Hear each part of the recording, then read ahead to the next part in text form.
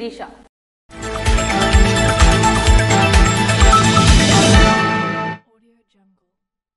యువతీ యువకులకు మెరుగైన ఉపాధి అవకాశాలు కల్పించాలనే లక్ష్యంతో జాబ్ మేళను నిర్వహించామని కింజరాపు అచ్చెన్నాయుడు తెలిపారు.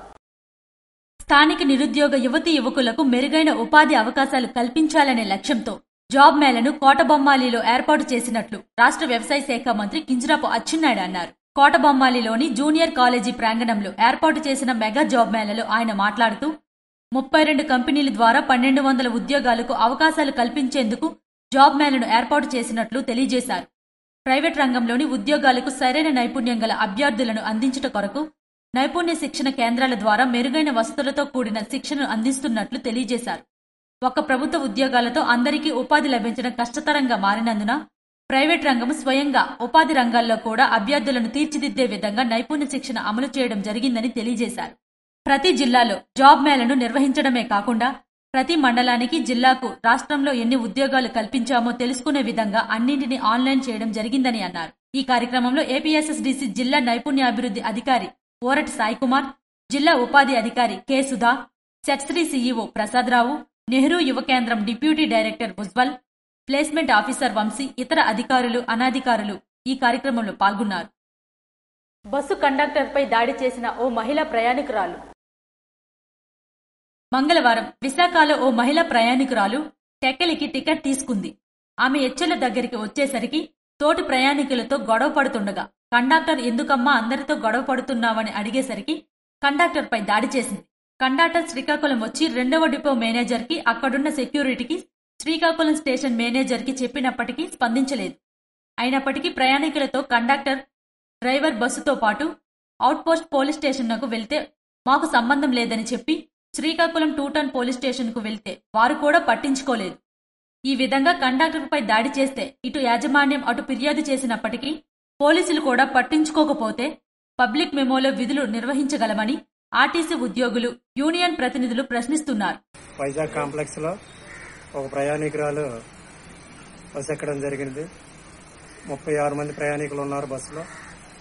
ఉండేటప్పటికి కూడా ఎచ్చెర్ల పోలీస్ స్టేషన్ దాటిన తర్వాత ప్యాసింజర్లతో కేకలు అడుకుంటే నేనేమో కల్పించుకొని తన్నేమో అడిగాను, ఎందుకమ్మా తోటి ప్రయాణికులతో అలా గొడవ పడుతున్నామని. ఎందుకు కేకలు అడుతున్నామంటే నా దగ్గరకు వచ్చి నన్నేమో పుట్టు పట్టుకొని కొట్టి చొక్కా చింపేసి మ్యాన్ హ్యాండిల్ చేసింది. ఆవిడని తీసుకొని నేను శ్రీకాకుళం కాంప్లెక్స్కి వచ్చి మేనేజ్మెంట్కి తెలియజేశాను. మేనేజ్మెంట్కి తెలియజేయగా 2 డిపో డిఎం గారికి కూడా నేను చెప్పాను. ఆయన శ్రీకాకుళం కాంప్లెక్స్ లో అవుట్ పోలీస్ స్టేషన్ ఉంది, వాళ్ళకేమో కంప్లైంట్ చేయమని చెప్పారు. అక్కడికి వెళ్ళి అక్కడ ఎవరు లేకపోతే శ్రీకాకుళం 2 టౌన్ పోలీస్ స్టేషన్కి వెళ్ళి కంప్లైంట్ వెళ్ళి రిటర్న్ గా అయితే చెప్పాను. రిటర్న్ గా అయితే రాసి ఇవ్వలేదు. ప్రయాణికులు, నేను, డ్రైవర్ తప్ప ఇంకెవరూ రాలేదు. మీ సెక్యూరిటీ వారు గానీ ఎవరు గానీ మేనేజ్మెంట్ గానీ ఎవరు గానీ రాలేదు. ఎస్ఎం గారు గానీ ఎవరు గానీ కూడా ఎటువంటి మేనేజ్మెంట్ స్పందనే లేదు. అసలు మేము ఉద్యోగం చేయాలన్నా ఇక ఫ్యూచర్ లో భయం వేస్తుంది. యాజమాన్యం, పోలీసులు పట్టించుకోకపోవడం వలన రాష్ట్ర వ్యాప్తంగా రోజు ఎక్కడో ఒక దగ్గర ఆర్టీసీ ఉద్యోగులపై దాడులు జరుగుతున్నాయని ప్రభుత్వం కల్పించుకుని విధులు నిర్వహించేటప్పుడు ఆర్టీసీ ఉద్యోగులపై యాజమాన్యం, పోలీసుల ద్వారా తమకు రక్షణ కల్పించాలని ఆర్టీసీ ఉద్యోగులు కోరుచున్నారు. కండక్టర్పై దాడి చేసిన మహిళపై కేసు నమోదు చేసి తమకు భరోసా కల్పించాలని ఆర్టీసీ ఉద్యోగులు కోరుచున్నారు. ఎన్టీఆర్ భరోసా పింఛన్ పంపిణీ కార్యక్రమంలో ఎమ్మెల్యే భగ్గు రమణమూర్తి పాల్గొన్నారు. ఎన్నికల్లో ఇచ్చిన మాట ప్రకారం ముఖ్యమంత్రి నారా చంద్రబాబు నాయుడు ప్రతి నెల 1వ తేదీనే ఇంటి వద్దకే పింఛన్లు అందజేస్తున్నారని ఎమ్మెల్యే భగ్గు రమణమూర్తి తెలిపారు. మంగళవారం మబుగాం గ్రామంలో ఎన్టీఆర్ భరోసా పింఛన్ల పంపిణీ కార్యక్రమంలో స్థానిక కూటమి నేతలతో కలిసి వారు పాల్గొని లబ్ధిదారులకు పింఛన్లు స్వయంగా అందజేశారు.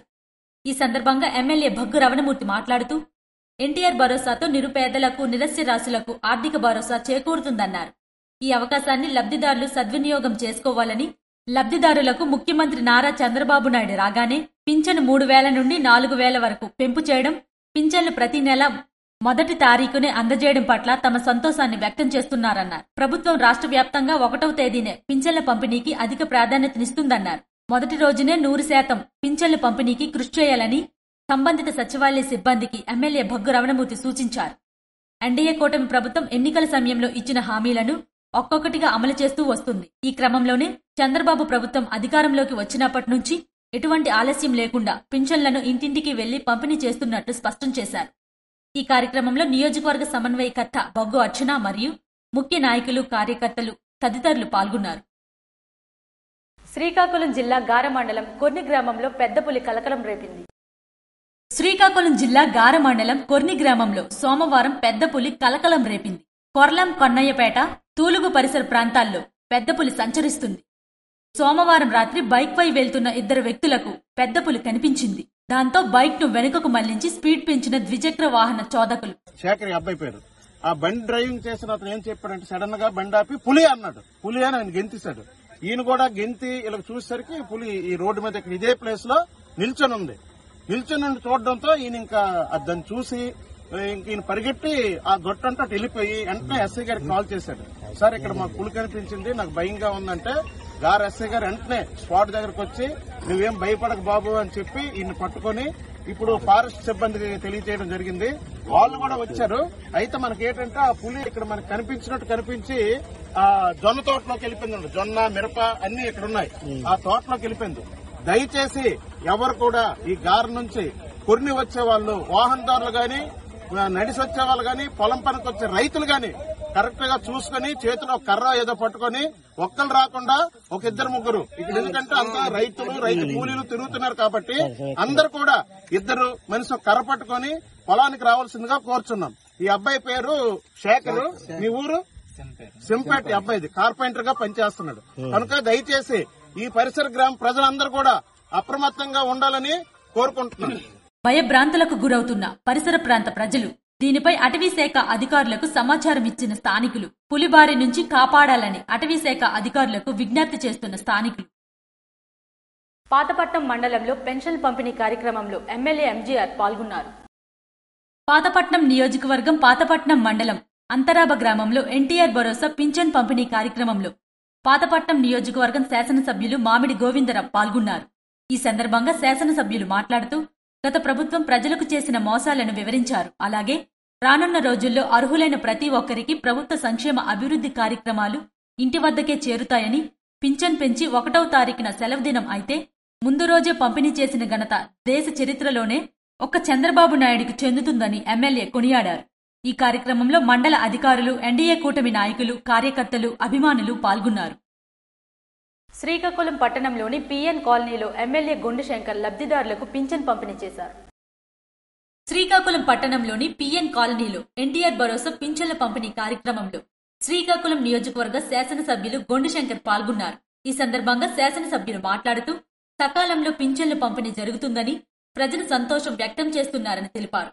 గత ప్రభుత్వంలో ఎన్నో ఇబ్బందులు పడ్డారని, కూటమి ప్రభుత్వం పేదల అభ్యున్నతికి నిరంతరం పనిచేస్తుందని అన్నారు. అనంతరం డీసీసీబీ కాలనీలో పలు రోడ్లు, డ్రైనేజీలను పరిశీలించారు. మరమ్మతులకు నోచుకున్న డ్రైనేజీలు వెంటనే మరమ్మతులు చేస్తామని హామీ ఇచ్చారు. నగరంలో ఎక్కడికక్కడే డ్రైనేజ్ సిస్టమ్ అస్తవ్యస్తంగా ఉంది. టెంపరీ బేస్ మీద ఎక్కడికక్కడే మేము డ్రైనేజ్ సిస్టమ్ పునరుద్ధరణ చేయడానికి డైలీ మార్నింగ్ కూడా వారానికి 2-3 డివిజన్లు పర్యటన ప్రారంభించాం.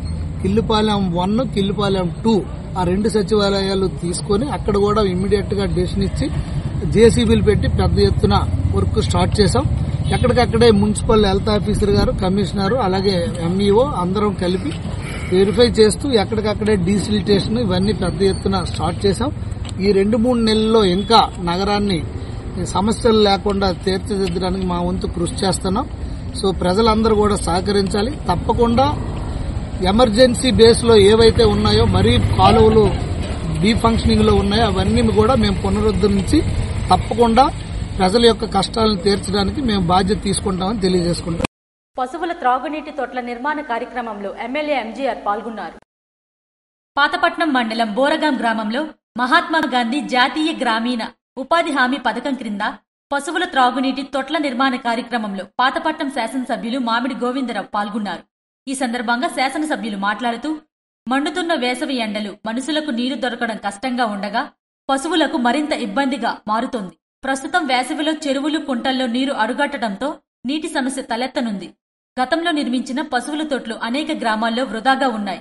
ప్రస్తుతం వేసవిలో పశువుల దాహర్తిని తీర్చేందుకు పశువుల తొట్లను ఉపయోగంలోకి తీసుకువచ్చేలా అధికారులు దృష్టి సారించాల్సిన అవసరం ఉందని తెలియజేశారు. ఈ కార్యక్రమంలో కూటమి నాయకులు, కార్యకర్తలు తదితరులు పాల్గొన్నారు. ప్రభుత్వ విప్ బెందాల అశోక్ నూతన మహిళా వితంతు పెన్షన్ కార్యక్రమాన్ని మంగళవారం చేపట్టారు. శ్రీకాకుళం జిల్లా ఇచ్చాపురం శాసనసభ్యులు మరియు ప్రభుత్వ విప్ బెందాల అశోక్ రామయ్య పుట్టగలోని టీడీపీ క్యాంపు కార్యాలయంలో నూతన మహిళా వితంతు పెన్షన్ల కార్యక్రమాన్ని మంగళవారం చేపట్టారు. తన నియోజకవర్గంలో 4 మండలాలకు సంబంధించిన మహిళా నూతన వితంతు పెన్షన్లకు సంబంధించిన పత్రాలను మహిళలకు పంపిణీ చేపట్టారు. ఈ కార్యక్రమంలో కంచిలి మండలం ఎంపీడీఓ తిరుమలరావు, మాజీ సర్పంచ్ మాదీన రామారావు, 4 మండలాల ఎంపీడీఓలు, కూటమి నాయకులు, కార్యకర్తలు మరియు పెన్షన్దారులు పాల్గొన్నారు. ఇవి ఈనాటి వార్తలు. మరిన్ని వార్తలతో మళ్ళీ కలుద్దాం. చూస్తూనే ఉండండి SS న్యూస్.